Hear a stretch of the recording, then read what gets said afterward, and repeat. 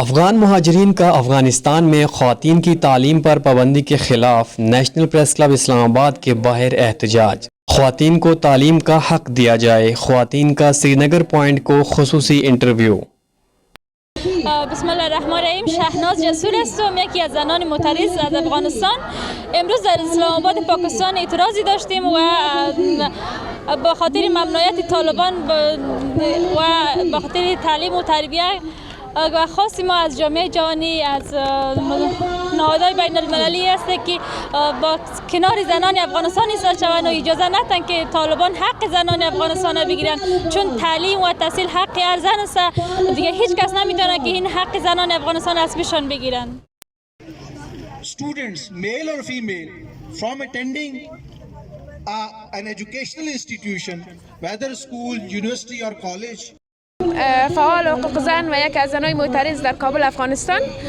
فعلا در اینجا ما تجمع کردیم به خاطر از اینکه اقدامات اخیر طالبان باعث شده که ما در اینجا جمع شویم و اعتراض داشته باشیم در رابطه با اینکه زنان و دختران افغانستان را متاسفانه از حق و حقوق انسانیشان محروم ساخته. اقدامات اخیرش خصوصا که زنان افغانستان را از تحصیلشان باز داشتن.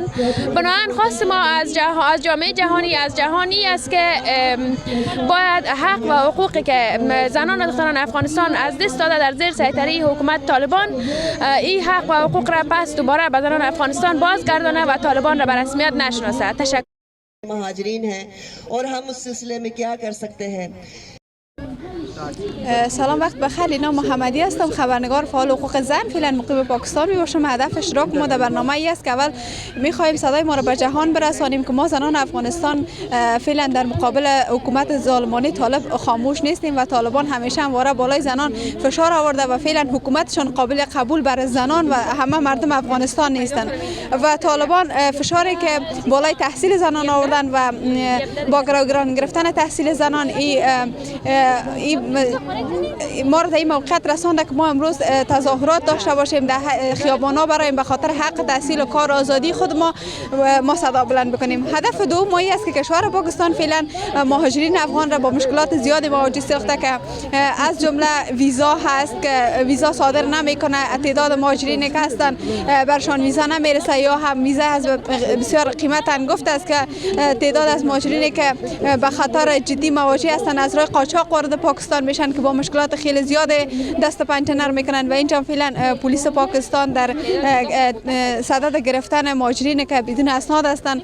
خب مردم کسانی که از افغانستان آواره شدن فعلا اینجا مشکلات خیلی زیاد دارن. ویزا نداریم، حتی ما بدون ویزا یک سیم کارت نداریم. اینجا تلفن‌های ما قفل است، ما حتی نمیتونیم با تلفن همراه خود در کشور پاکستان استفاده بکنیم.